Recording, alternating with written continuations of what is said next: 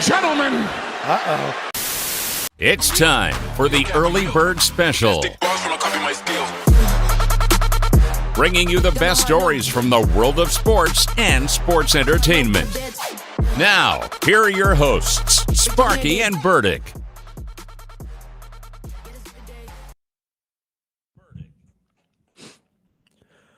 Well, good morning, Bakersfield and surrounding communities, and everybody watching online on YouTube. This is the Early Bird Special. I'm Chris Burdick. That's Sparky. Sparky, good morning, my friend. Good morning. Let them know what they're in for. Oh, we got a jam-packed show this morning for you. We'll kick off recapping what was a basketball game last night and some hockey. There was a basketball game? Some two teams made it to the finals in their respective sport. And then we'll get Jacob Fatu, the U.S. champ of the World Wrestling Entertainment, joining us at 7:30. So if you have any questions, text them in right now at 661-842-2000. And then we'll have the host of the pregame show, Anthony, joining us at the top of the hour at 8 o'clock. They've got some upcoming shows brought to you by the Well Comedy Club. And then at 8:30, local legend Kevin Harvick will join us ahead of the Battle of the Harvicks race coming up this Saturday. And then we'll run down the show and get you on your way on this beautiful Thursday. Yeah, eat your heart out, LeBron. Actually, a father versus son sports competition that people can get behind. Look at that. But real quick, we got to get into the NBA because, well, as Sparky said, there was a basketball game last night, if you want to call it that, as the Oklahoma City Thunder absolutely trounced and sent the Minnesota Timberwolves home for the year as they win Game 5, 124-94, absolutely dismantling the Timberwolves last night in a game that really wasn't a game. It was never a game. They were up by 30-something points by halftime. I think it was 65-33 was the score at one point. When I got home, it was 35-7. Yeah, it was ridiculous in the first quarter. The Minnesota Timberwolves score a whopping 9 points in the first quarter. Is that the first time that's happened? No, it's not even the first time it's happened in this playoffs, believe it or not. Under 10 well, maybe points? maybe not the Timberwolves, but it's definitely not the first team in this playoff run that has been under or been in single digits in a single quarter. Wow. That I can personally tell you for sure. However, it's disappointing to me because this series did not turn out the way everybody kind of was hoping it would. And honestly, the way on paper it should have. And I don't think we saw, and I still stand by this statement, I don't think we've seen the best of this Timberwolves team, or at least what they could be, because they can't play on the same page. I don't understand what's going on. I don't know why you can't get all of them to produce on the same day. One day Julius will be there. One day Anthony will be there. One day the bench will be there. And you can never get them all to actually produce at the same time on the same day. It's really disappointing to see, in my opinion, because as a basketball fan, I was really hoping for a good series here. I mean, I had been talking it up saying this thing was going to go 6 or 7, which on paper, I feel like it should have. But when it came down to it, the defense of the Thunder was way too much for the Timberwolves to handle. The AAU-style defense, as Anthony Edwards talked about at the beginning of this series, was just flying around, getting steals left and right, and making the Timberwolves look dumb. And at this point right now, when you don't have your number 2 option in Julius Randle playing in a consistent basis, although he did have a good game yesterday with 24 points and shot over 50%, but you still only got 14 shots out of him in the entire game. And much like, well, the arguments we said against Anthony Edwards in the last couple of days, you need more. I know that's asking for a lot, but you need more. If you need a game, or if this is a win or go home game, I'm expecting my number 1 and number 2 options on this team to be shooting 30, maybe 20 times in this game. In which for Ant, you got 18, and Julius, you got 14. Now, kudos to the Thunder for getting the ball out of their hand a lot and keeping it in anybody else's hand. And obviously, like we said, the bench didn't show up like they did in Game 4. But you still need, I don't care if you have to force up the shots, man. Figure out a way to get open. Figure out a way to get an open basket and get in the game. You were down by 30 points. And honestly, yesterday we talked about it with our guy Snacks, and he was even believing this was going to be some sort of breakout game for Anthony Edwards. And instead, we got mediocrity. If we really want to boil it down, 19 points, 6 rebounds, 2 assists on 7 of 18 shooting, 1 of 7 from beyond the arc. That's mediocre, especially for a superstar.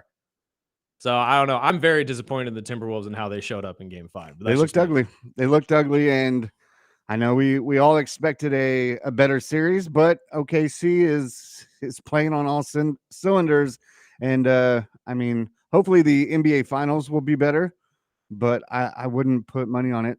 And we'll talk to Bull Brady tomorrow ahead of hopefully the Knicks can pull out a game, but by tomorrow we might know a week ahead before game 1 is next that Friday. Weird to anybody else though? Because I think we run into this problem a lot more often than we realize. But do we really have to wait a whole week for the finals to start? Do you really want to do that? If I'm the NBA, I'm saying if the Pacers wrap it up tonight, we need to start the finals Tuesday, not Friday. Like, we need to bring this up a couple days. I like it. And it'll be a weekend, so I don't have to wake up early, and it gives a week, they'll be able to promote it. They'll be able to, sell the tickets. Those tickets went on sale last night. So they've already started to sell the OKC home games. Well, yeah. And I'm like, all right, let's see. And hopefully the NBA will. I know we talked about, the small town teams. And I think personally, I'm still hoping, I still have a little small percentage that I think the Knicks can pull out a game tonight and make it at least a chance. But I mean, the way they've been holding Brunson down, it might be over tonight. I think it's over tonight, but I don't think this is a good thing for the NBA because although true, you're right, they could promote it, but this isn't, you don't want to stall out your momentum. This has been a fantastic playoff run. Why are we going to wait a whole week to finish it? People already complain that the season's too long and that they have to wait all this time to get to this point. Move up the day. That's what they always do. Come on. This is dumb. The fact that I get why you did it this long, because obviously you have to plan for a 7-game series. But if both the series that you have left shrivel down to 4 to 5, move the date up. I mean, you can do that with all sports, but it's their big Super Bowl series. So, I mean, the more they can make money off of it and promote it for a week. I don't think they are, though. I think they will. I mean, we'll be talking about it, and I'm sure all the other shows and in ESPN anyways will be pumping up this finals as much as they can, whether it's a small team or not. But I'm looking forward to it. I think the OKC is we talked about it before even the playoffs started. We went back and forth. We didn't think OKC would make it this far. No, but again, I don't know if it's going to go that route, though, unfortunately, because we've seen it, especially when it comes to small market teams in the finals. Let's take, again, I know I said this yesterday, but the Milwaukee against Phoenix final a couple years ago only got 9 million people viewership wise, which is minuscule. I mean, I know that sounds like a lot of people, but it's really not. And I'm going to promise you right now, ESPN talks about it for a day and then lets it die until we actually get like the day before. Well, they better hope the Knicks win tonight then. That's what I'm saying. There's football to talk about. There's a whole bunch of other stuff that's going to just overshadow the NBA. And we're talking about the NBA as if they're the talk of the cream of the crop here. They are desperately hanging on for any kind of attention. So that's why the topic of the face of the NBA has been the main topic for the last 3 or 4 days, and how it's shifted. I know I was listening to Unsportsmanlike on the way in, and they were bickering back and forth and thinking, I don't think it's Ant that's the face of the NBA, even though he's young, man. Jordan even didn't win his finals till season 6 or 7. And I mean, I just hate when these young players, they put so much on him. I know Ant is supposed to be, the upcoming face of the NBA, and SGA is not getting the respect, I would say, in that conversation. But to go over to Myron Metcalf this morning, he was talking about maybe it isn't Ant, but let's hear from Myron right now. I mean, he's one of them. I think Shea is 27. Obviously, he's an MVP. I think he is really elevating his profile, not for himself, but the entire organization. And again, I think a lot of people are seeing Shea play for the first time in terms of multiple games. I'm sure they know who he is, but actually watching the Oklahoma City Thunder over the course of the playoffs, and I think now is when you can really appreciate who he is and how good he is right now. So if they win a championship, he will certainly be on that short list of guys who will follow your Steph Curry, Kevin Durant, LeBron James, and kind of take this league on his shoulders, he's certainly in the hunt for that role. I agree. I mean, I don't think anybody is arguing that SGA should be in the hunt for that role. But I mean, you've heard Chuck say it, you've heard Shaq say it, you've heard a lot of these guys say it who used to play in the league. I don't see the league going to a guy that's European or out of the Americans or out of America that was born outside of the country. And SGA is Canadian. That's probably the closest thing that we're going to get as a Canadian. So I think SGA has a shot, but I don't know. There's this bias and discrepancy against European players in the NBA in terms of being the face of the NBA. I just don't think it'll ever happen because they want somebody that is born and raised here to be that guy, because it's always been an American organization. It's always been just all focused on American style players. And I mean, if we were going to get a European face of the league, we would have had it already. It would have been Joker. Joker's way too good to sit there and say he's not the face of the league, but they don't want the Joker as the face of the league because he's boring to watch to a lot of people. He's slow. He doesn't really excite people like a lot of these other guys do, like your Anthony Edwards does. Can you imagine that logo? I mean, again, well, that's a different question if we ever change the logo. Because let's be honest, if the face of the NBA is the logo, why has Jerry West been the logo for this long? Jerry wasn't the face of the league for ever. I mean, you can blame that on Jordan's. I know, but advertising. And that's what I'm saying. Oh yeah, absolutely. Because honestly, it should have been changed to the Jumpman forever ago. If they could have, they would have. Honestly, they probably wanted to, but then like you just said, Nike realized how much money comes out of that logo and says, we're not sharing that. So I don't know. Again, if the face of the NBA is based on whoever the logo is, yeah, that'd be a really weird logo to look at. I just don't know if America will ever get behind a European basketball player. And that's probably why Ant is always the first name coming out, because they just overlook players like Joker or Luka, for example, or even SGA.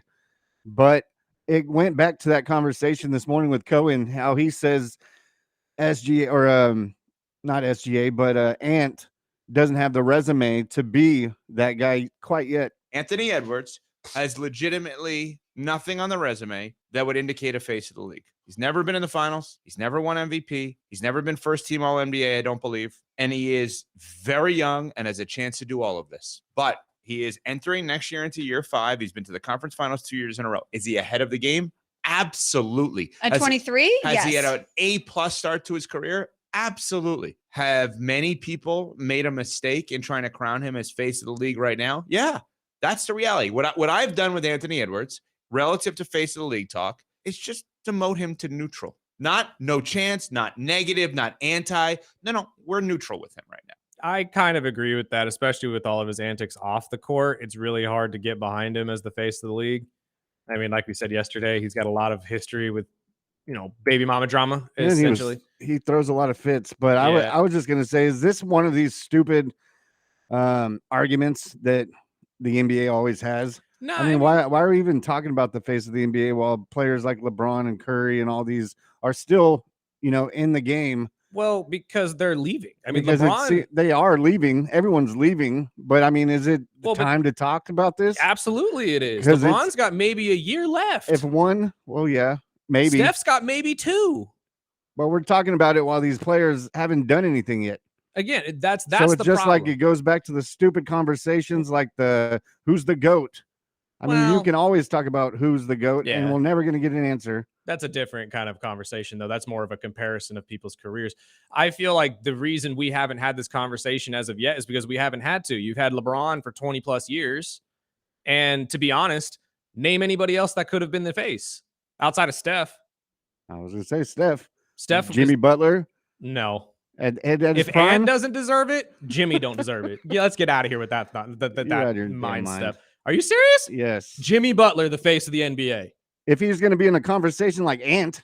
Really? Yes. What has Ant done that Butler hasn't? But no, Jimmy is a great player, but we're not going to Ant's a great player. Ant's going to be a better player than Jimmy. He's going to be. And it's not the case of the fact that Jimmy had entire years where he didn't do anything. Yeah.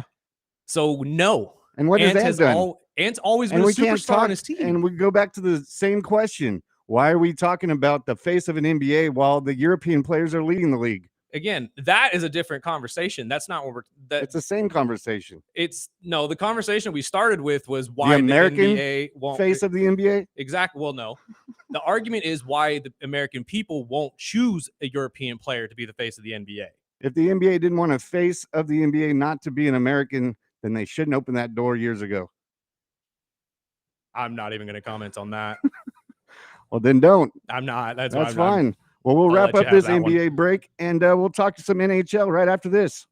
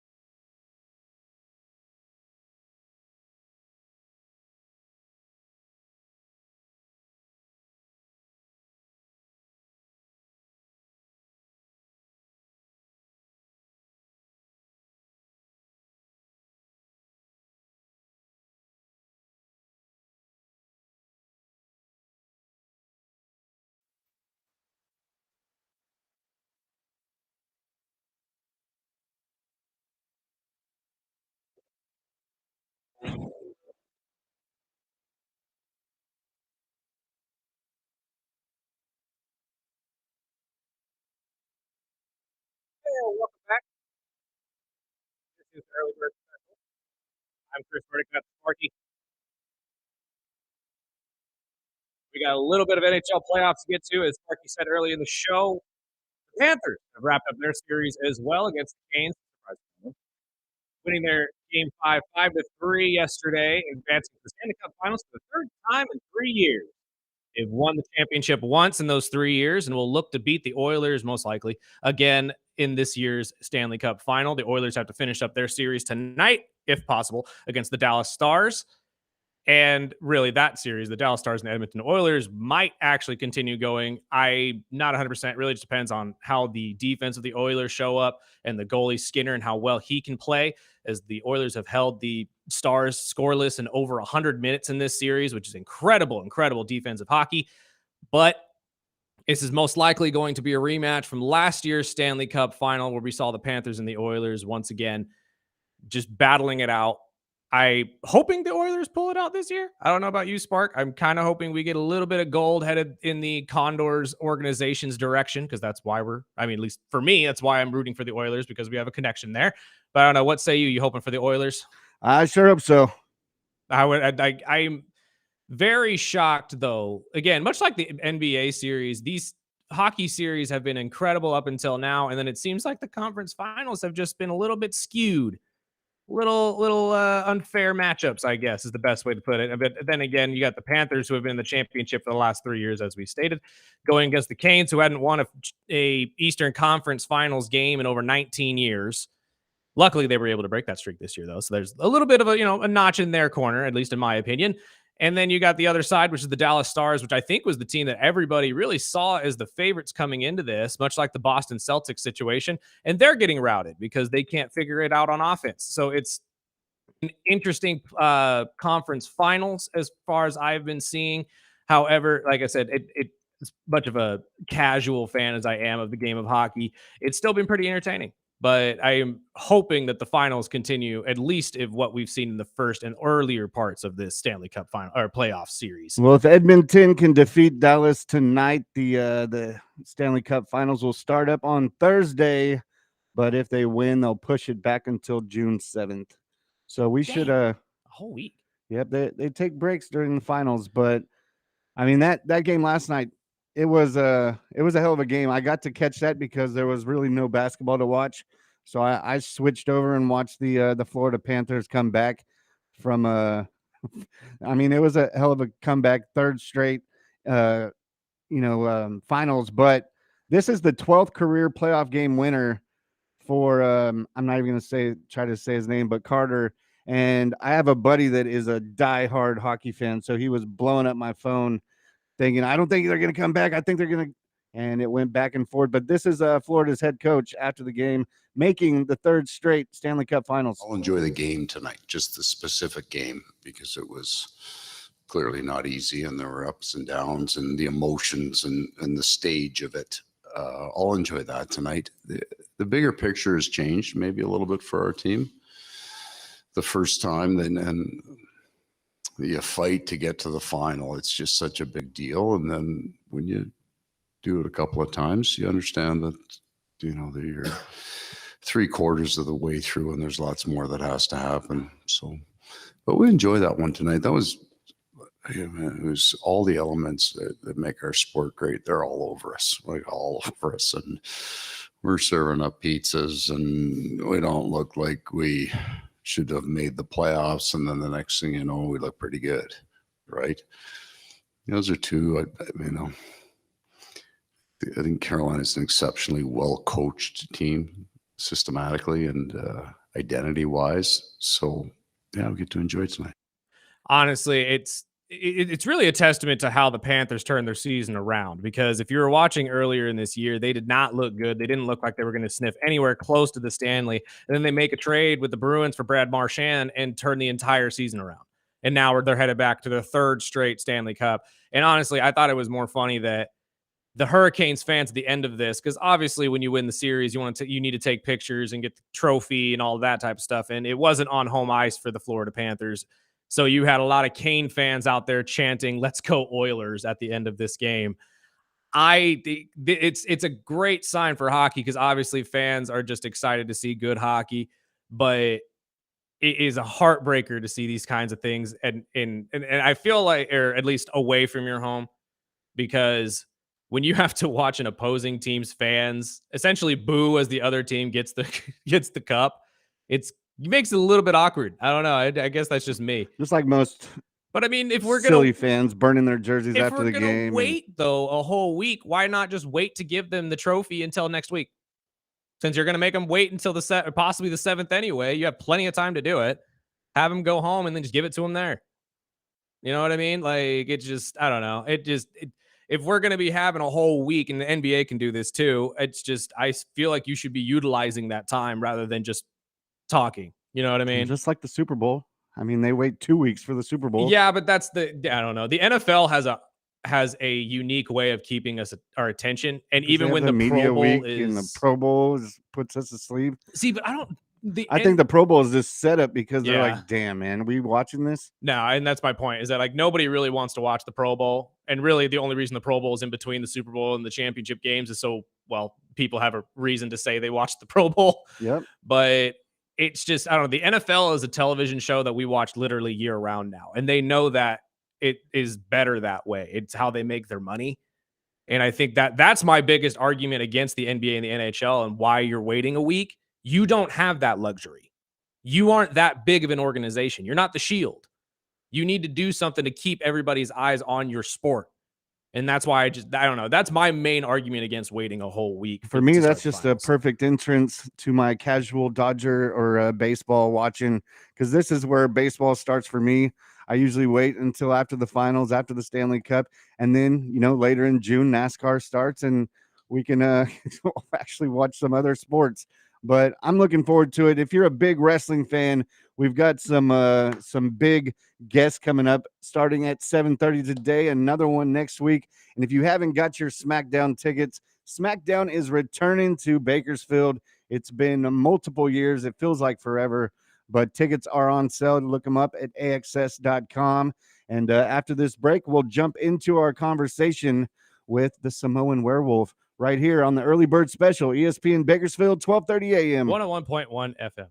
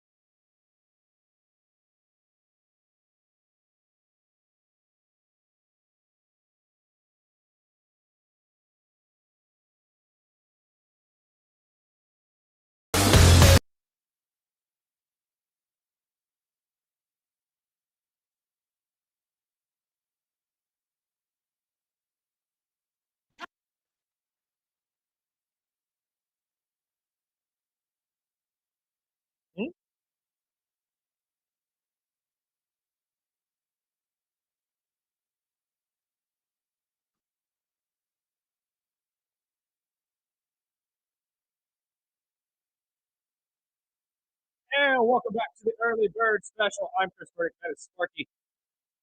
We are eagerly awaiting the arrival of the Samoan werewolf, Jacob Fatu. That's not him in studio. No, this is 24 kg. We have the doppelganger in here again, Tomato. for those of you who are wondering. Salutations, gentlemen. Salutations. Salutations. I got to dress for success today. We had to get our wrestling connoisseur in here if we were going to be talking to any wrestlers. So we are eagerly awaiting Jacob to join us via video stream. Hopefully he'll be in here before the segment is over. She said that he's wrapping up an interview. Should be here shortly. That does not surprise me whatsoever. These guys go long. They have great personalities, and honestly, it's really hard not to talk to these guys for a whole hour. So we will be hopefully talking to him here in the near future. But real quick, there's some stories out of the world of football that we could talk about before we get to that. Yesterday, we got some confirmation, at least from Chicago Bears franchise quarterback Caleb Williams, about these comments that were made in a book that was released over the summer, where he and his dad were quoted saying that Chicago is where quarterbacks go to die. I know the three of us sitting in this room right now are football fans. One of us has a team with a franchise quarterback right now. Two of us have a team with possible franchise quarterbacks right now.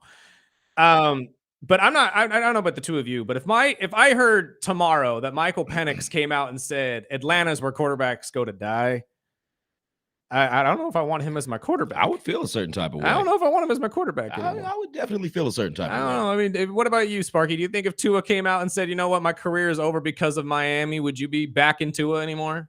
I mean, we're talking about a quarterback that's almost died on the field. So I mean, it wouldn't be much of a difference. He got paid, so I'm expecting more out of him, but I wouldn't disagree because 40 other quarterbacks have died in Miami. So well, true.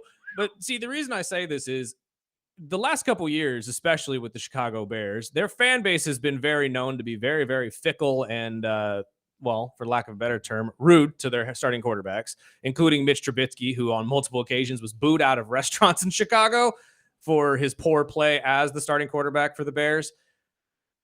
I mean, do we expect anything different to happen to Caleb after all of this? I feel like at some point the Chicago fan base is going to turn on him, especially with all of this negativity coming from his corner, all this negativity starting with him in general, with all the hype coming in, and he didn't exactly turn your franchise around in a year like everybody was thinking he would. You've made the necessary moves to really make his career a lot easier on you and make it just work.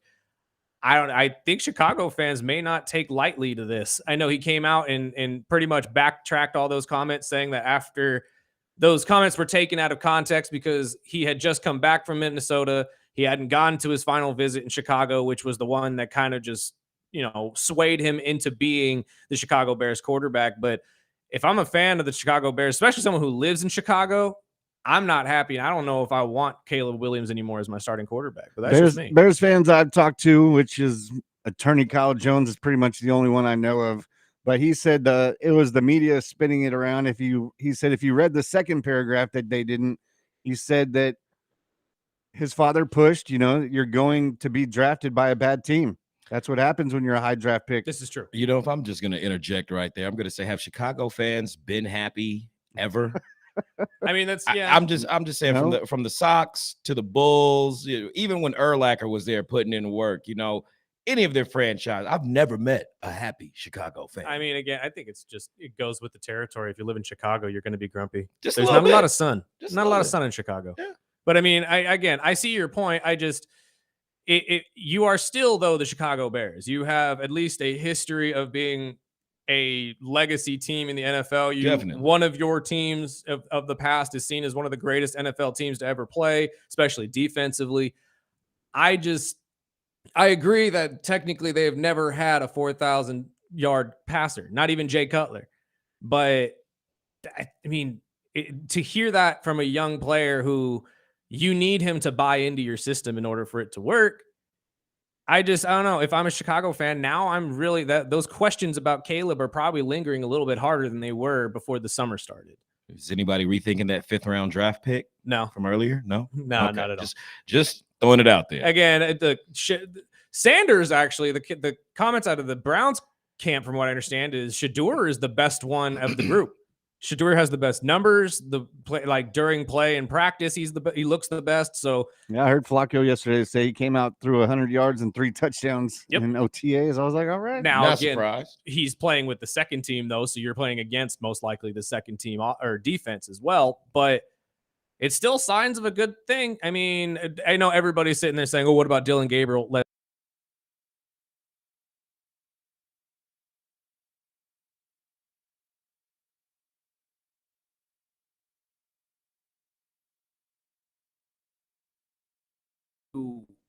You have to take into account their how do I put this? Their mentality with the team, like you know how you want to approach your game and how these things work. You know what I mean? Like I feel like it'd be kind of difficult to do that if your starting quarterback's already coming into this thinking, "Oh God, my career is going to have nothing to account for it." You know what I mean? Like we're already working with nothing because I have to go play for Chicago. It's not a good look at all. I mean, Shador's probably thinking the same thing. I'm like, damn. Shador's Cleveland. in a worse spot, in my opinion. If we said this when this comment came out, Cleveland is where quarterbacks go to die. Jacksonville, arguably, but Cleveland for sure is where quarterbacks go I to mean, die. go down that long list. I mean, Shador, there's Joey Lawrence. Yeah. I mean, Well, at least we didn't end up with a Ray Finkel laces out situation. Well, see, again, which was based on a Bills. at least kicker, Ray but Finkel would have been a comedic I'm relation just saying. at that point, brother. I mean, it is one of those situations, though. It doesn't look good. I don't think it looks good for your quarterback. I don't think it looks good for your team. I yeah, think be this more year's like gonna be Justin better. Fields and try to make positive out of being a Jets Exactly, quarterback. You know, We never heard Justin come out and say, "God, my career is going to die because I got drafted by Chicago." the only place you can go is up at that point. I know. But I mean, well, Justin went down. He went to the Jets. Oh, Jesus. Let's be honest. Let's not talk about the Jets. I mean, the Jets are the Jets, but well, the Jets are trying to be Ohio State, but they're the Jets at the moment. oh, Lord. But just it's a good point though. I mean, Justin never complained, and yet he went through his entire time with the Chicago Bears and actually was kicked to the curb for no reason, in my opinion. Mitch Trubisky, even when he was getting booed out of restaurants, never really complained about Chicago or it being a place where quarterbacks go to die. When you drafted a guy number 1 overall, and that's one of the first things you hear the next year, if I'm a fan of the Chicago Bears, I'm worried. A little bit. Worried. A little bit. Especially with just the mentality of the way he plays, because you saw a lot of times last year late in games where he just kind of had his head down. He was like, I don't really know what to do. Like I mean, granted, he didn't have a great coaching staff because the coaching staff wouldn't even sit down with him during film to tell him what he was doing wrong, which is also ridiculous in my opinion. That looks bad on your team as a whole. But I don't know. I just like the more and more I think about this quote, the more and more I think about Caleb, or at least Caleb's father, coming out and saying this. It's just damaging. It's very much damaging, because imagine Tyrese Halliburton's dad when he got traded to the Pacers. The year later, John comes out and says, "Oh God, my son's in trouble because he has to play for the Pacers." Yeah, that looks bad. It looks bad. It looks terrible. And I mean, you can sit there with Lonzo too and talk about how his dad and stuff like that had tried to back him, and no matter who they went to, LeVar was all for it. But it's just it really goes to show, and especially with the draft processes and the way they go, or not only you are under the microscope, but so is your family, and whatever you guys say and do really does matter, because it's going to affect not only you and the team, but the fan base and how they actually like you. Yeah. Because I'm assuming a lot of the Bears fans aren't going to take likely to this, even if they didn't read the book. Because I can promise you right now, most of them aren't going to read the book. Oh, yeah. They're just going to go off the soundbite or the quote Exactly. and form an opinion. Exactly. And that's where we are in society. And I just feel like Chicago fans aren't going to take well to this at all. So it's just going to be one of those situations where it makes you worry, at least if you're a Bears fan, because if you don't have a quarterback that's actually fully invested in trying to get better and build the team, why is he here? You know what I mean? Like, why are we putting money behind Prayers going to the Bears. the Bears? But well, let's take this break. Hopefully we'll get back Jacob before we come back. If not, we also got some crazy ass news out of the New England Patriots in the last 24 hours. Oh, man. Right here on the Early Bird Special, ESPN Bakersfield, 12:30 a.m. 101.1 FM.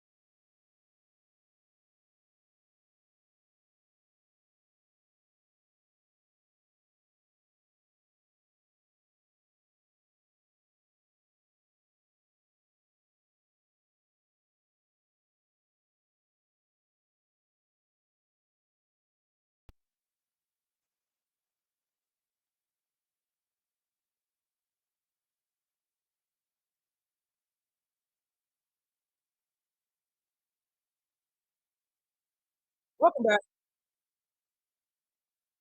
This is the early bird special. We have Anthony coming up at the top of the hour, as well as local legend Kevin Harvick will be joining us at 8:30 right here on the Early Bird Special. Absolutely. Got to talk about the pregame show coming up tonight as well. Plus, Kevin Harvick's race against his own son, Keelan. And honestly, that's a really cool story. I really like what we're getting done over here. I mean, Keelan is a newer racer. I believe he's only 12, if I'm not mistaken. And he is crushing it for him right now. He's won his first race for the Cars Cup Tour, and I just really want to talk to his dad about how all this has been boiled up, and essentially how the family is about all of this, because there's bragging rights involved in this. I mean, come on. If this is me going against my son, there's some sort of side bet that I have going. You know what I mean? Like if I win, you have to do the yard work for 2 weeks, something like that. You know what I mean? Like something fun on the side. So I really wanted to talk to Kevin and see what he has to say about that and just what we are getting in terms of this race out at the current raceway.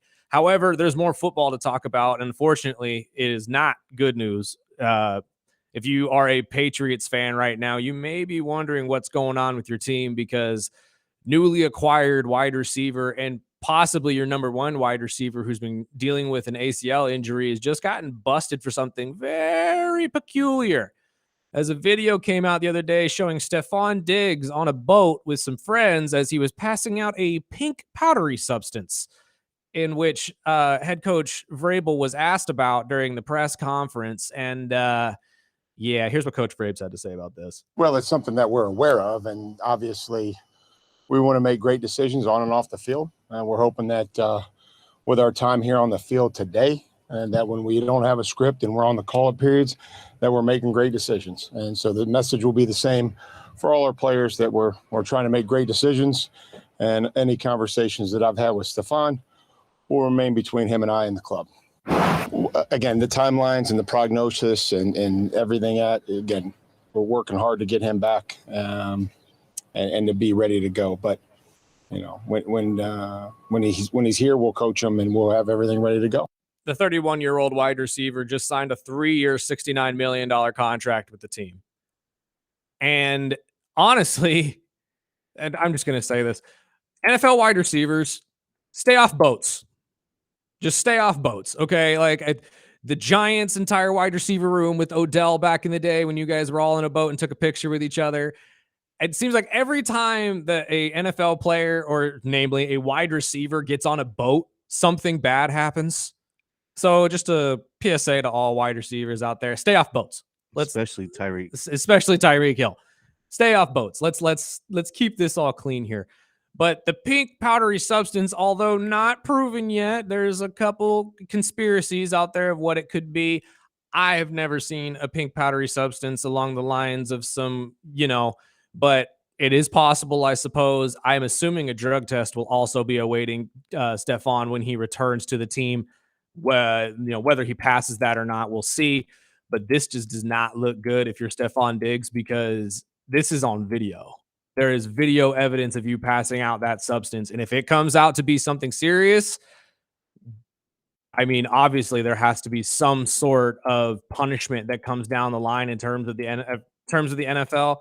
And I don't expect him to play at all if that is what ends up coming up, because there is a very, very strict drug policy when it comes to these things. And this would be a massive, massive problem for the NFL if this does end up being, that kind of a substance. So we will see what we will see as this transpires. I feel bad for the entire team and how they're having to deal with this.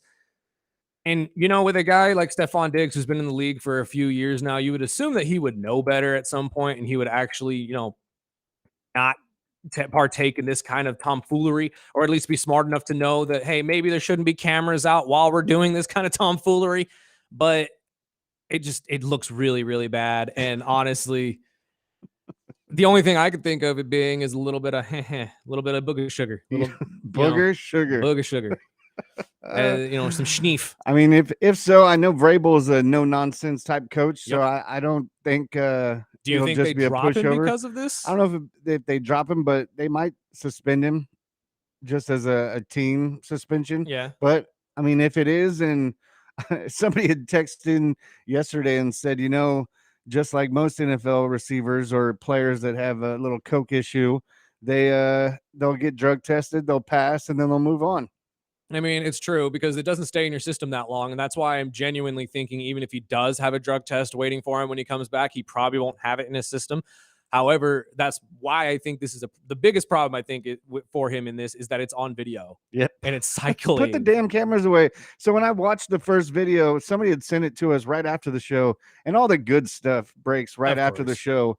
But I was watching the video. I had to watch it 3 or 4 times. I was like, what's the big deal? He's dancing around with 3 girls. What, is he married? What is the big deal? And then I had to zoom in. I was like, okay, he was holding a plate with stuff in it. And I was like, okay. And again, but I figure the NFL will step in if they have to. Yeah. I know it's under investigation. I know Stephon is, recovering from a torn ACL that he had in week 8 last season and signed that major big deal in New England.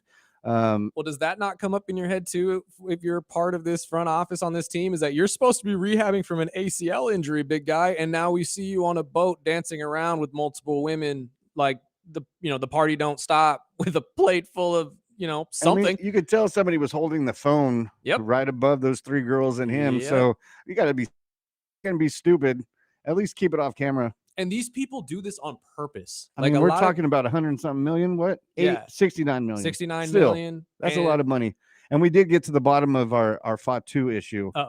So the link is not telephone capable. Yeah. So that's what it was. So I'm working with our WWE rep right now to see if we can get him to call in tomorrow on the show. But that's what the issue was. That she said the link kept coming up broken with the phone. So that's what we're working on. I swear I thought that's strike 2. That's on me. That's strike 2. No, this one's on me. This one I take full credit for because I thought we tested it with a phone, but I guess we didn't. But that's on me. I apologize. We will have him. I swear to God, we're not lying to you. We would not have posted this I'm twice. trying to produce this show and host it. I know, with you, and I'm trying. That's why I'm trying to be long-winded to the rep, to give Sparky a little bit. But of I will a chance. tell you, we do have somebody coming in studio here in the next 2 minutes. We got Anthony standing outside, so we're going to take this break. I'll run in, let him in, and we'll figure out the technical stuff a bit later. Yes. Right here on the Early Bird Special, ESPN Bakersfield, 12:30 a.m. 101.1 FM.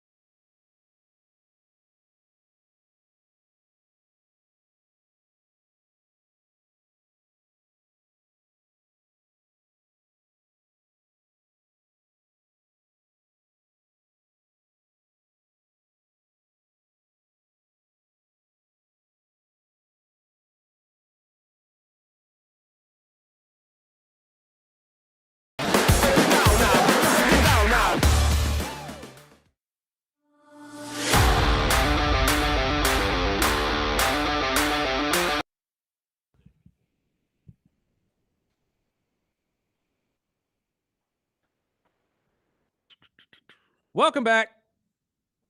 This is the early bird special. We are efforting, or at least trying to figure out this whole video issue with Jacob Fatu. Hopefully we can get to him at some point before the show is over. However, we have a just stacked show of guests that we have to get to.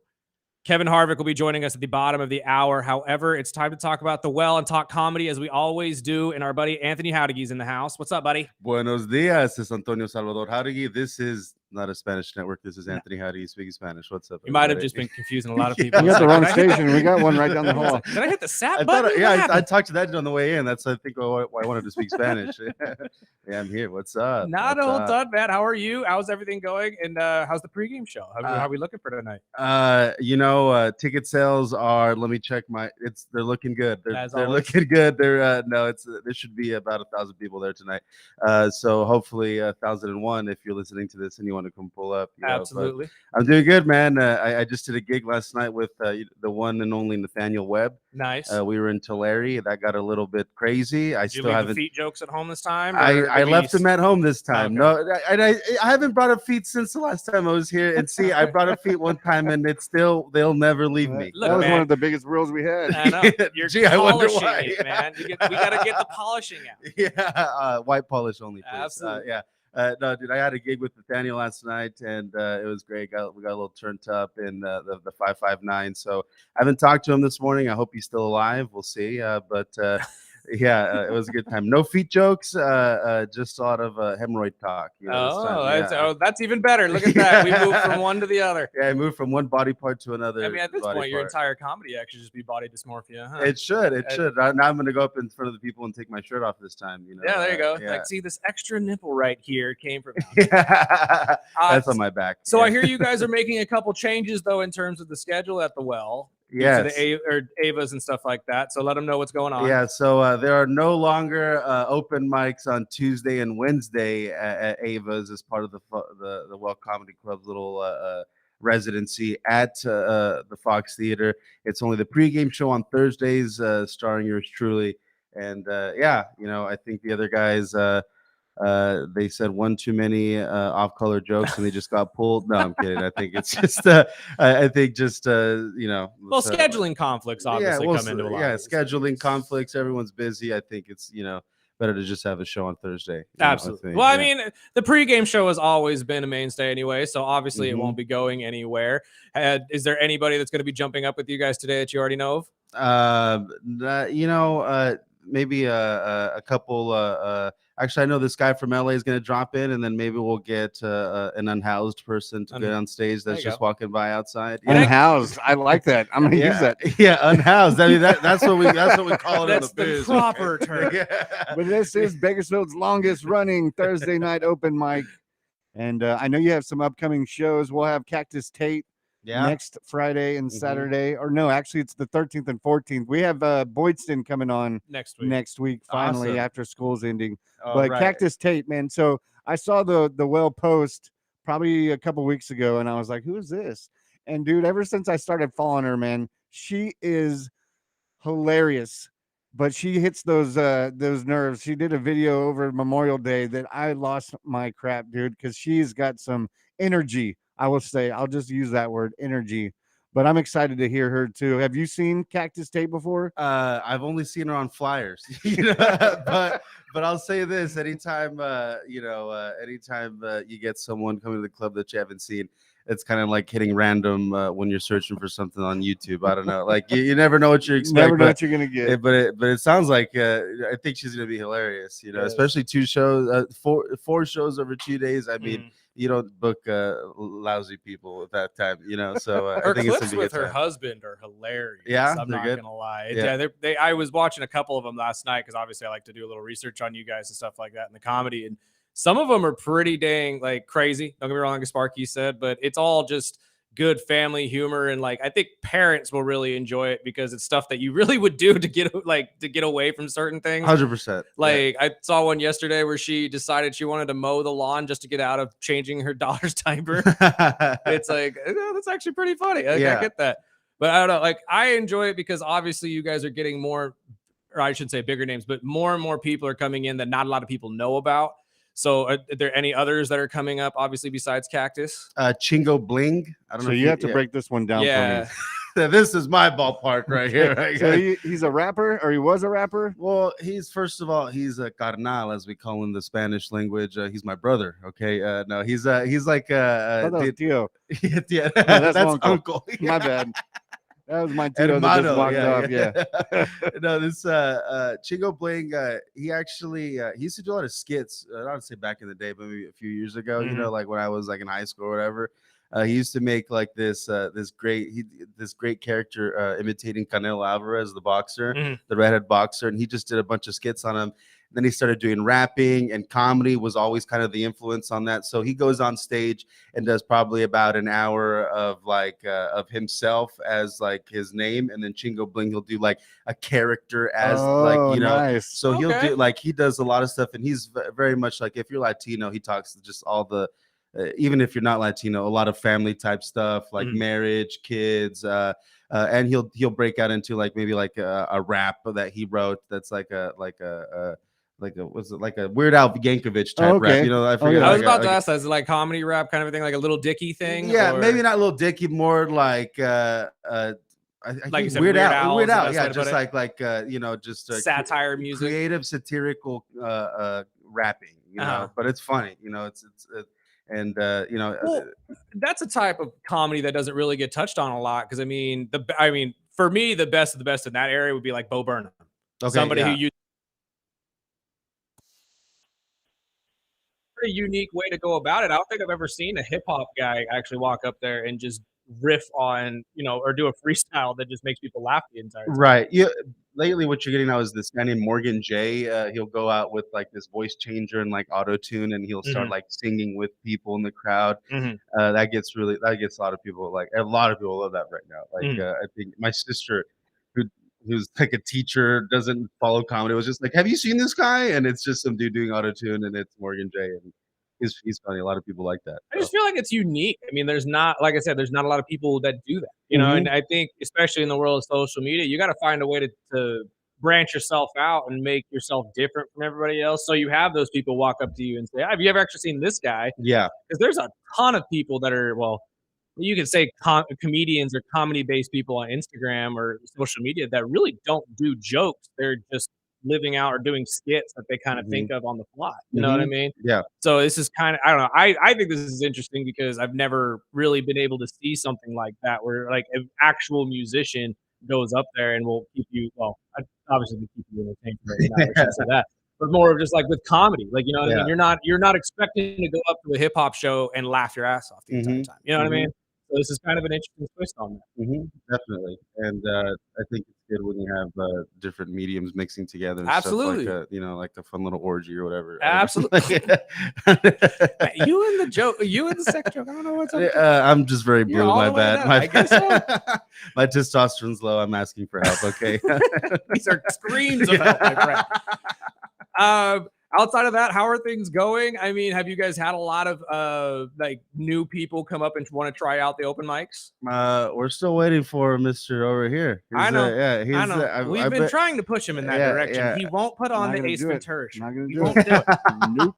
I still have that reel on my page, and it's like, is Stevie gonna do stand up? I don't know, dude. I feel like he definitely should. He definitely should, especially with that. Maybe a couple kamikazes, maybe. But I'm just saying, we can get you a couple shots. We should just have your own comedy night. Honestly, like, there you go.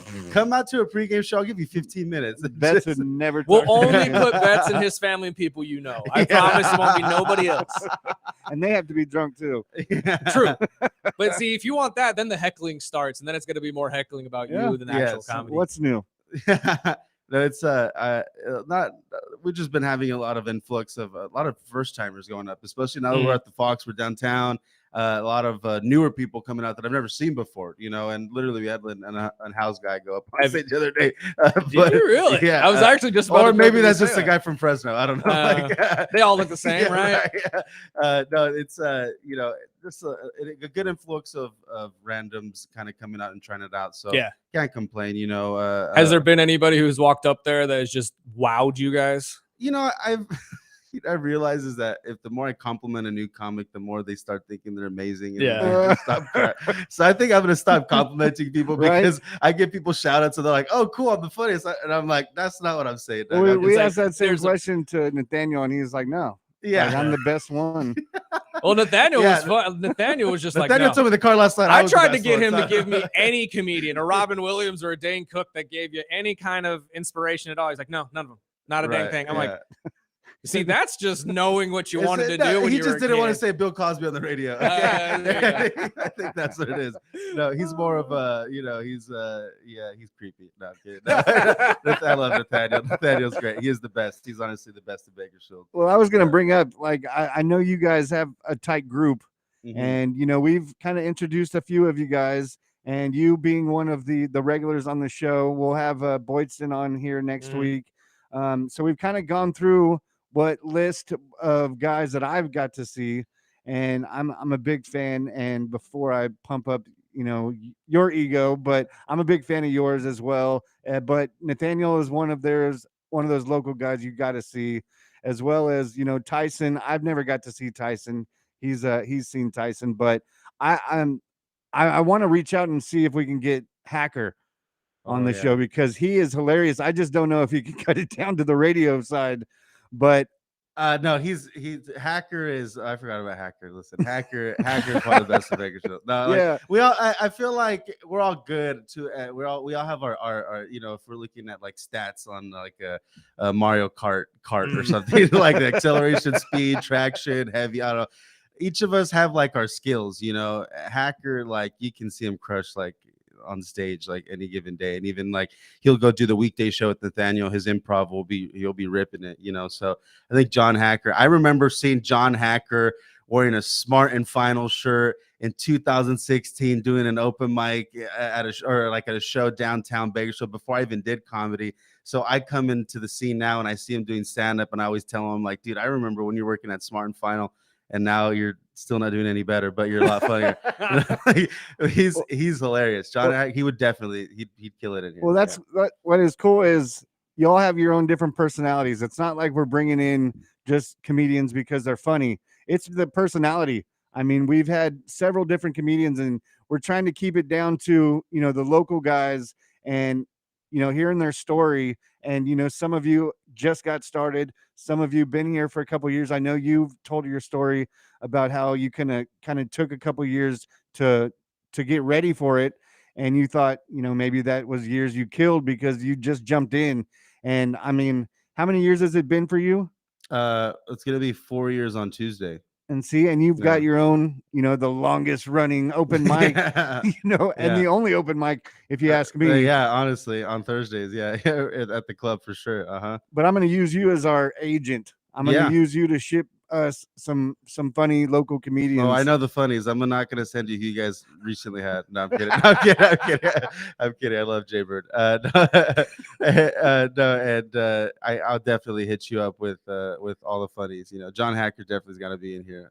He might need a cigarette and a coffee. But, he's good. He's good. He's hilarious. Well, we'll take a quick break real quick, and then we'll come back. We'll pump up tonight's show as well as the Chingo. I found a Chingo clean rap song that I'm going to come back with. Oh, there you go. Right here on the Early Bird Special, ESPN Bakersfield, 12:30 a.m. 101.1 FM.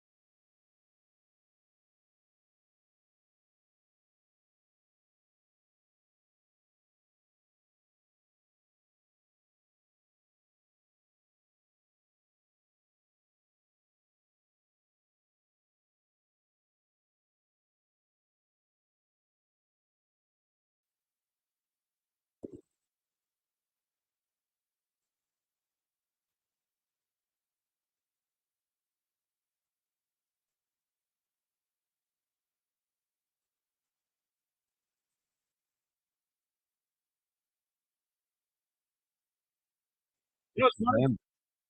I'd probably rock to this. This actually has a pretty good beat. I'm not gonna lie. Like, I'd probably rock to this.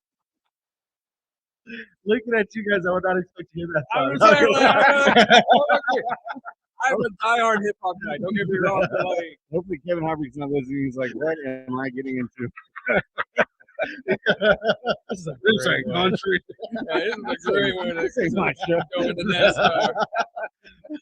Welcome back to the Early Bird Special. I'm Chris Burdick, that's Sparky, and that other voice you're hearing is Anthony Howdegate from the Well. Yeah. My friend, one more time, let everybody know where they can go to get into the pregame show tonight.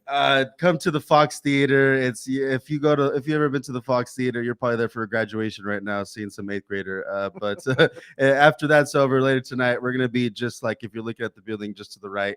And it's just a little door. You'll see some red ropes outside it. Go over there, knock twice, give me $5, and you're in. Okay. There you go. Not the $5 part, but the knocking part for sure. I mean, you can still get $5. Everybody tips are highly encouraged. Dude, I gotta bring out a tip bucket. Last time I did a show in Tulare, we brought out the tip bucket, and I never saw some people bring out cash like that. I was very Really? surprised. Wow. Yeah, I guess we had a good show, but Right? yeah, I don't know. It's like, man, maybe we should take this to the streets.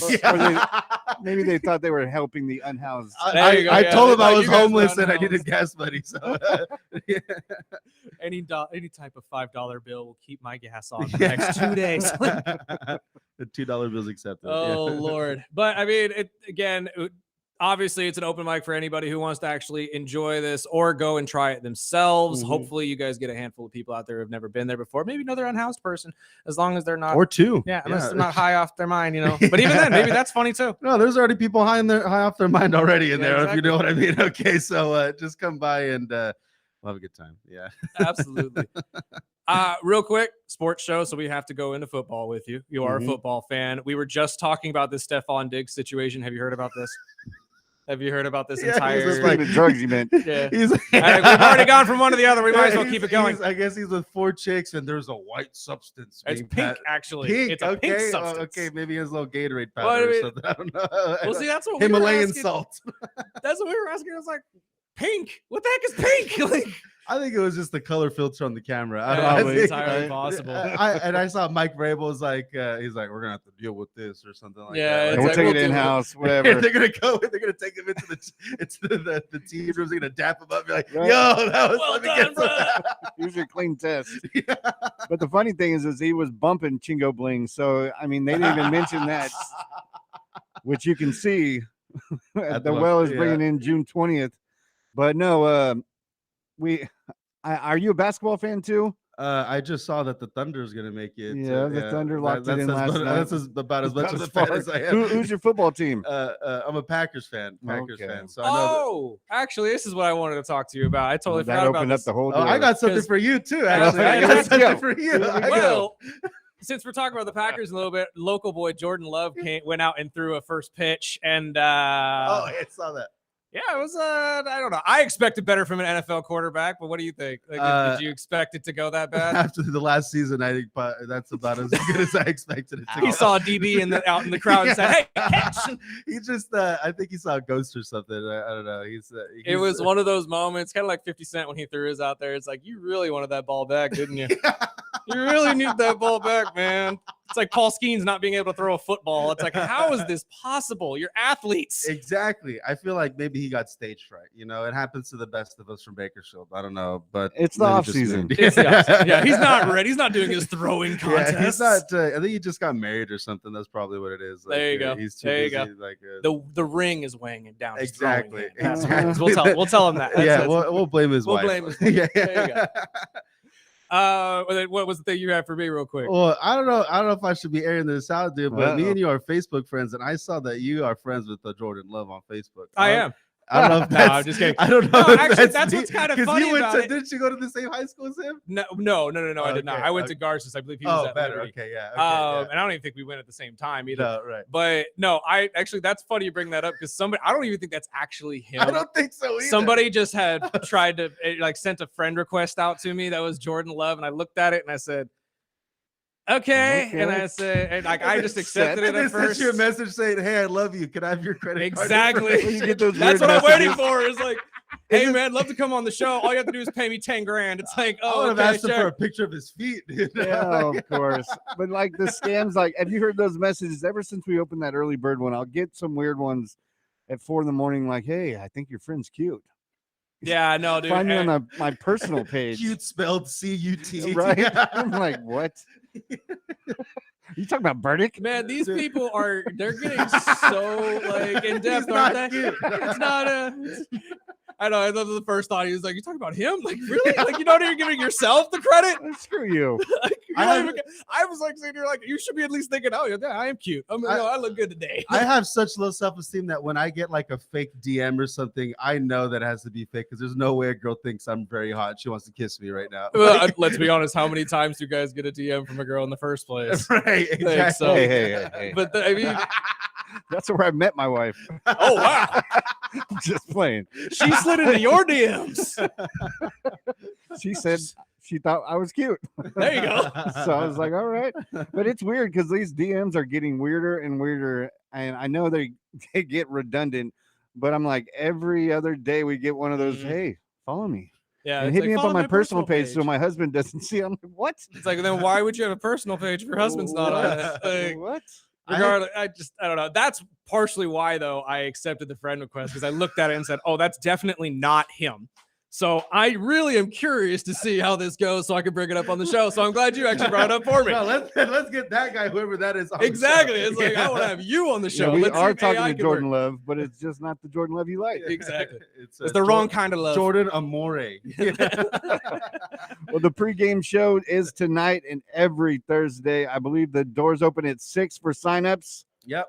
And then the last start at 7. Now, do they serve food out at Ava's? No, it drinks only. So make sure you grab some food before you come in or come eat with us after the show. Usually all the comics go hang out. But the Well Comedy Club, when it opens, we'll definitely have food. So we'll go back to enjoying those little, fried pickles and mushrooms and all that good stuff. So Those wings. Mm-hmm. Yes. And Cactus Tate is coming up. She's actually doing, are you guys cross promoting now with the Timblr as well? So I think, so Timblr's helping the Well Comedy Club produce shows. So they're going to be hosting Cactus Tate over there 13th and the 14th, the only Friday the 13th of the actual year, I might add.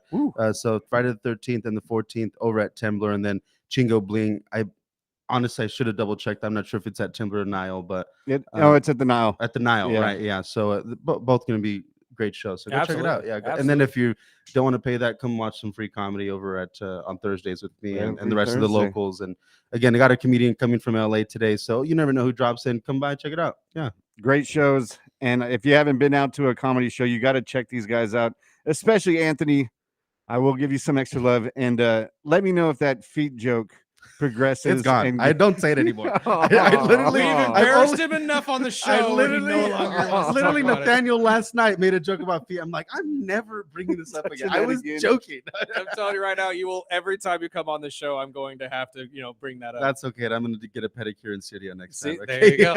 There you go. Well, thank you for your time, my friend. We always appreciate you coming in, and we'll see you at the pregame show. Thank you guys. Take care. Thank Have a you, good one. man. We got to take a break real quick, pay some bills. On the other side, we'll be talking to Kevin Harvick, NASCAR legend, about his upcoming race against his son, Keelan. This is the Early Bird Special on 101.1 FM, 1230 AM, ESPN Bakersfield. And we're also streaming live on YouTube and Twitch. So go check us out at the Early Bird Special.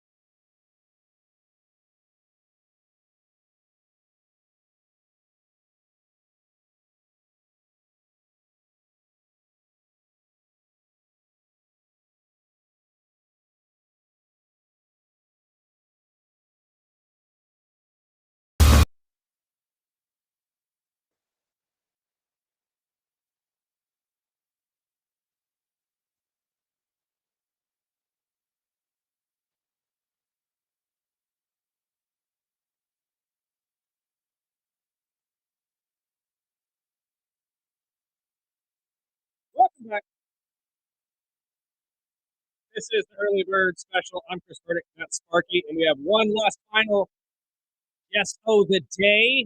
Save the best for the last. Absolutely. He is the 2014 Cup Series champion, has over 60 total wins, 251 top 5 finishes, and over 16,000 laps led in his career in racing. Third all-time in combined National Series wins, only trailing Richard Petty and Kyle Busch. And he's the Phoenix Raceway all-time win record holder with 9. The NASCAR and Sport and NASCAR legend Kevin Harvick is with us. Sir, how are you? I'm doing great. Good morning, guys. Good morning to you. I Now, mean, it's funny is that I have a 12-year-old and I'm teaching him how to drive. Yeah. As his 12-year-old is about to race his dad on the track. So, I mean, Battle of the Harvick's coming up this Saturday at Kevin Hart Raceway. And a big shout out before we even start. I got to throw out some love to Michelle and Kylie and the beautiful HUD for setting up this interview with us. We're big Harvick fans. So going into this race this weekend, I mean, I'm sure your son has been talking some trash, wanting to get on the track with you. So, I mean, how did this all become one and, setting up this race? Yeah, well, first off, it's going to be a lot of fun just to come back to Bakersfield and have this event for the first time here and be able to to have a great event in town and so it's been a lot of fun to see this all evolve into what it has become. But really, it wasn't a plan when we started, and as he progressed and I went through the broadcasting piece of it the first year and got done, and we saw that he was going to be probably in cars at this point of his career. We decided that it would be a great platform to be able to help grow the series, to help grow the racetrack, and have some fun with it. So we're going to race against each other. This will be the first of 8, and he races all the time. I'm old, so I don't race as much anymore. I go out to have fun. But that's been the great part. He wants to talk trash, and I keep telling him, I'm like, hey man, it doesn't matter if I finish first or last. I've already run the gamut on my career and done everything that I needed to do. So I'm here for the show and here for have fun and drink beer afterwards. So whether I win or lose doesn't really matter. But check the trophy room, son. He is competitive. So I gotta ask though, there's no little fun banter between the two of you? Like if you win, he has to do the yard work for 2 weeks. Like there's nothing like that. No, the most important thing that I keep stressing to him: the cars are expensive. You wreck me, it better be for a damn good reason. I can promise you that. God, if he wrecked you at all, I would assume there's going to be a very stern talking to on the way home. Real quick, though, I got to talk about the numbers that you guys are rolling with. Obviously, you're going to be going with number 29, which you have a long history with. Your son has chosen number 62, and I hear that's to honor his grandfather, correct? That's right. Yeah, Delena's father, my wife, Delena, her father raced. He was a home builder, but they raced throughout his life. So she grew up at the racetrack as well, and his number was 62. So when Keelan first started racing, he's like, "Hey, Dad, I already have the name that I have to deal with. I don't want to deal with it. I don't want anything to do with you." So I'm going to run a number that ran. He wanted to run the 62, which is I think really cool. I had 2 families together. There's a story. There's obviously a story behind the number, and it allows me to run the 29 and be able to, the numbers kind of match up. So that stuff that started, his number choice started when he started racing go-karts. So that's how he started off. So okay, that answers my next question then, because my next question was obviously going to be, was there any aspiration for him to take number 29 or number 4 because of you? But obviously he wants nothing to do with that and wants to pave his own way, from what I understand. That it sure seems that way. It sure seems like that he just he wants to have his own identity and do things with his number and so, which I get. Sometimes it's fun to be able to have the events and have the recognition and all the things that go with it. But for a young kid, it's like, hey, I just want to get in here and show up and have a good time. But that's just unfortunately not how it works. No, absolutely. And honestly, it's cool to see though that he at least wanted to go down some sort of connection with you guys and the family and keep the legacy going as a whole. So you have to at least feel a little you're proud as a father in that area. Take it. Oh, for sure. And when you when you can tie the two families together and tell a story, anytime that we can tell a story, it becomes more fun for people to to follow along and understand.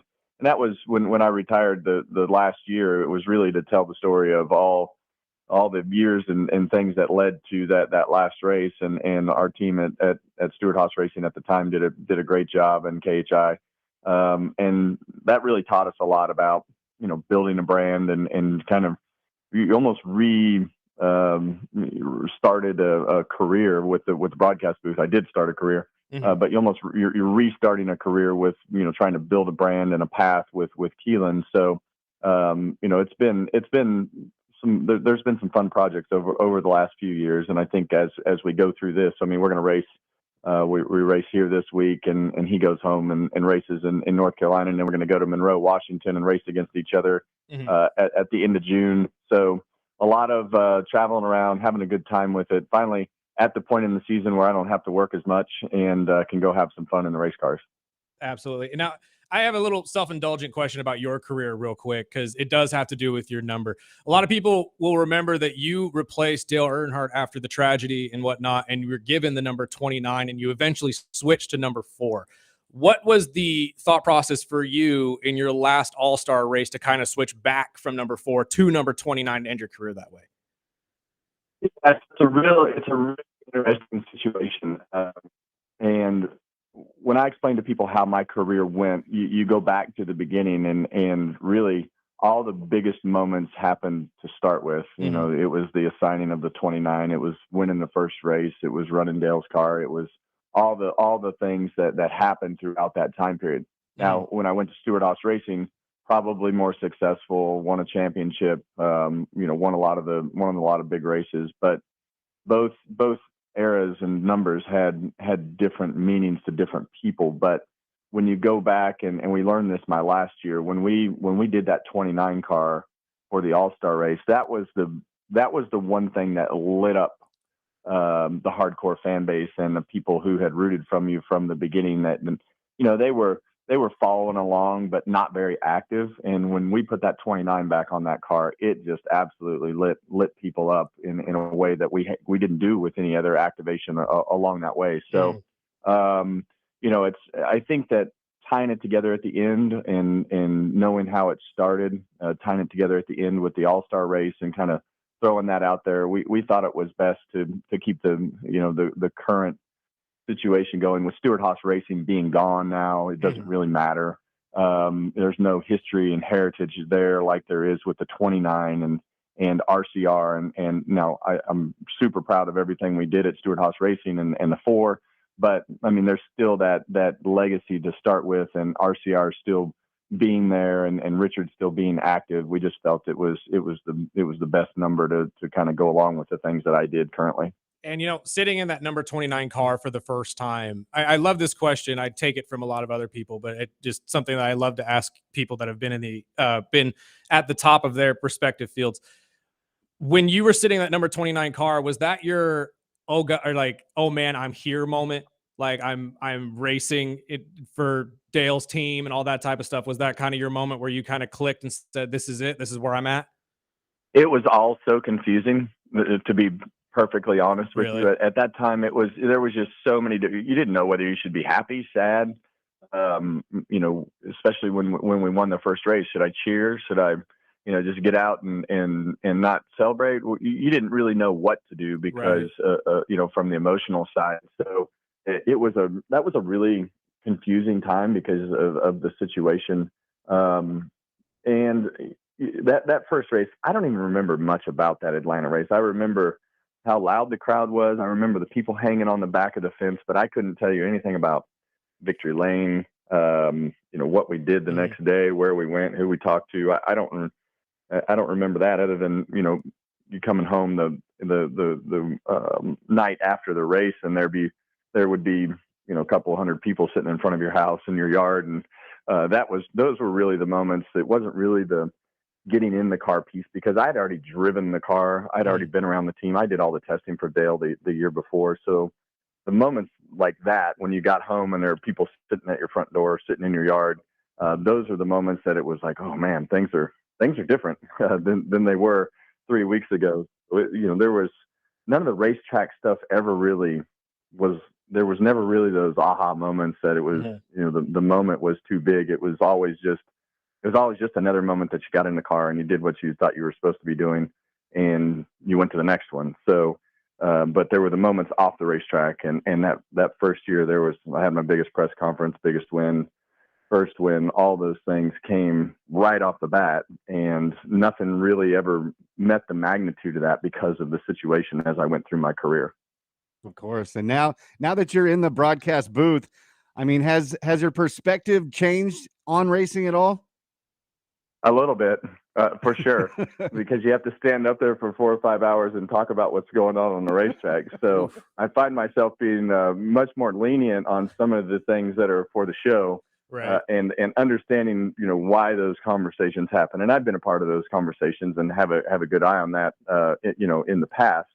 But as I go through it now, I tend to lean a little further towards the NASCAR and the Fox side as far as the entertainment value that comes with things. So as the competitor, you always tried to force feed what was best for the competition side of things.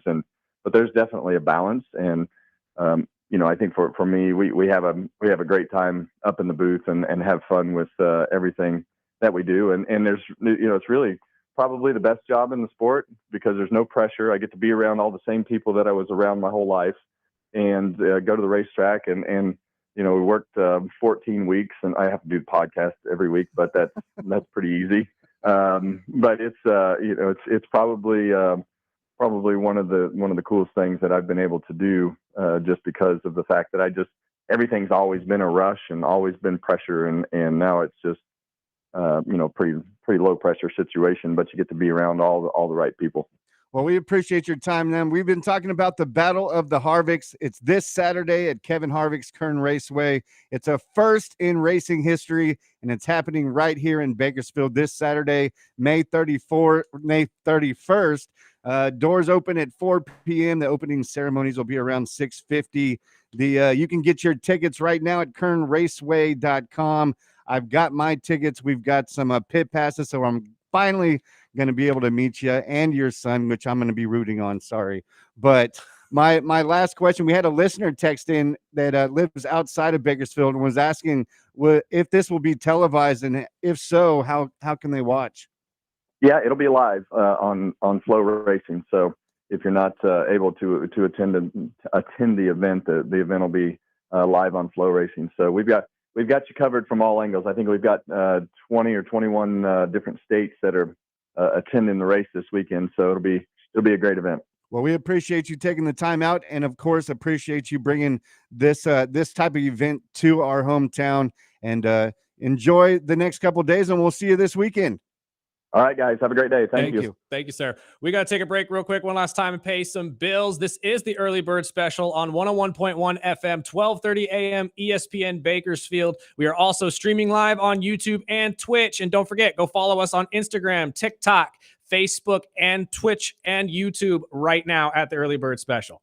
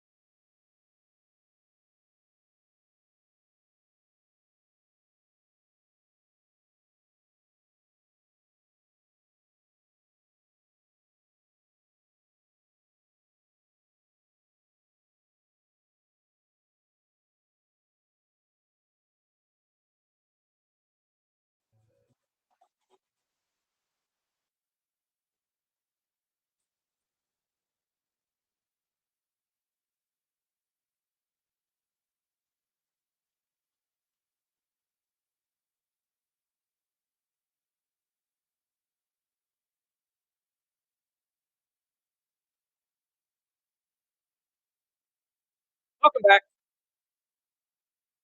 Final segment of the early bird special right here on ESPN Bakersfield. Bakersfield. 12:30 a.m. 101.1 FM. See, once I hear someone have the twang, mine comes back. It's funny because I've heard other stations, which I won't give out love to other stations, but they have voice trackers, which people in radio don't know what that is, but they're not in town. They pre-record, so they don't know some of the streets, some of the actual names of the cities. So there's one that I hear all the time, and it's Knudsen? Bakersfield. Bakersfield. Hey, welcome to Bakersfield, and there's a traffic accident on Wibble Road. And I'm like, oh Wibble's my always a bad gosh. one. Wibble, Knudsen. That's how you know that they're not from here. No. But no, a That's- big shout out to Anthony from the Well.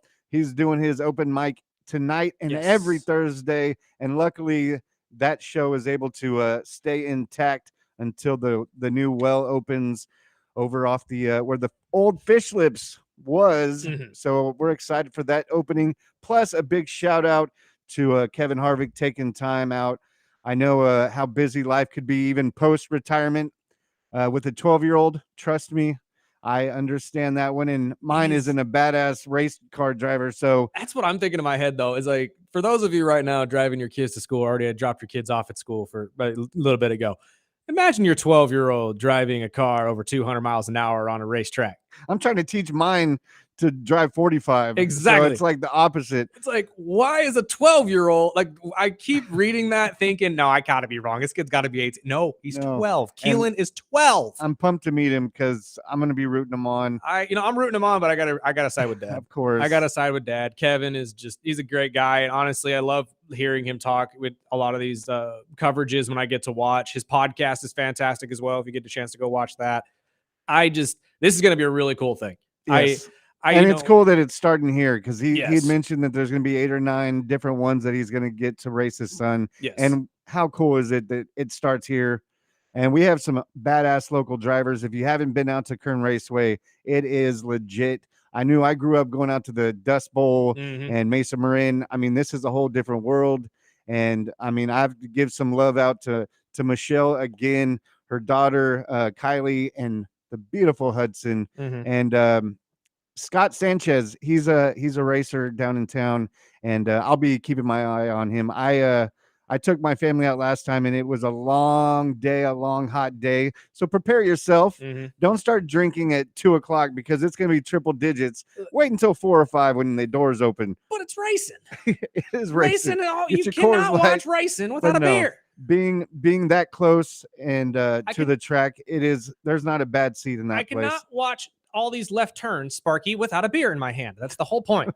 I They need a beer. they also have, if you're a fat boy like me, they have multiple food trucks out there. So there's Yeah. plenty of food. I didn't know last time, and luckily I had some side cash hidden in my secret wallet and was able to pig out. But I'm starting my no carb diet on Sunday, a day after. So I'm gonna get to a pig out on the food trucks this Now, Saturday hold before. Hold on. We are not going to just gloss over the fact that you just told everybody you're going on a keto, essentially. Not What? not a keto, really. I've talked to our buddy JR and my buddy Jay over at Hot 94.1, and I'm trying to drop. I don't drink beer, True. so there's no reason to have a beer gut. So my problem is I eat a lot of toast. Like I don't cook, so when I'm hungry, I make toast or I See, make that's what- sandwiches, and it's all bread, and it's all what is keeping me chunky. Yeah, no, that's So fair. I'm going to try a 90-day, no carbs. And my Now- thing is I drink a lot of sweet tea and a lot of soda, but I got to get rid of this. This gut. I am proud of you for that because I'm not gonna lie to you. Being 30, I've shaved a lot of weight down the last couple of years. If you've known me, you know. But I'm gonna mimic a line from the great Ryan Gosling here. Your body needs carbs. Your brain runs on glucose. I'm sure it has plenty. And just saying, but I mean, I'm proud of you. And It'll this- be 90 days. So a lot of these people, a lot of us could use that. I mean, everybody could use a cleanup of their diet. Let's be honest. But I am proud of you for doing that, sir. And hopefully you can stick talk to it me for the in month. 93 days. Exactly. That's what I'm saying. Like, I will be here for support morally at least. But you walked in with a sausage McMuffin for me this morning, and I'm gonna eat it in front of you. I'm wrapping sorry. it up this week. So I'm just saying. But no, I'm looking forward to the races. The Battle of the Harvicks. It's this Saturday. Doors open at 4. If you haven't got your tickets, you can go to Get 'em now. kernraceway.com. Tickets, they aren't too expensive. I believe it was No. like 25 bucks, and there's a cheaper discount with the kiddos. Right. So go to kernraceway.com. We'll continue to pump that all week, and then of course we'll recap it when we come back next week. And this is also a cool way, if you are a racing fan or if you're a sports fan, you're going to go see some history. Like I said, it's the first time ever. It's a really cool event for all of the, weird father-son things we've seen over the last couple years in sports, especially with the LeBron James thing and all the grief he gets. Is another situation that you can kind of see something different. The Ken Griffey Jr. and Ken Griffey Sr. situation. It's kind of like that. I mean, they're going against each other, not playing on the same team, but it's still kind of interesting. They're both being represented by the same, not management company. What am I thinking of? Advertisement sponsor. Okay, yeah. Same guys. And it's a really cool thing to see. And I liked the answer that Kevin gave us, though, that why Keelan chose his grandfather's number. I really like the idea that Keelan wants to not only mix the story of the two families together and keep the legacy going, but he wants to pave his own way and not follow in dad's footsteps so much. So that's actually a really cool thing. I like that a lot. And just look at the calendar, because I've been even before the Harvick races, and those nights at the tracks are always awesome. Just check out the calendar, and hopefully we'll see you on Saturday. Me and Burdick will be out there, and we got a busy show tomorrow. Hopefully, I'm taking the. What about you? I got the Pacers. I think the Pacers wrap it up tonight. I'm sorry. Well, if that happens, we'll have Bull Brady to talk, weekend sports, and maybe we'll get a preview of the NBA Finals. Absolutely. But until then, we'll be back here 7 to 9 a.m. right here on 1230 a.m. 101.1 FM ESPN Bakersfield. We are also streaming video live on YouTube and Twitch, so go follow us on there. But until then, we got to get out of the way for the great Rich Eisen. Sparky, let's get out of here.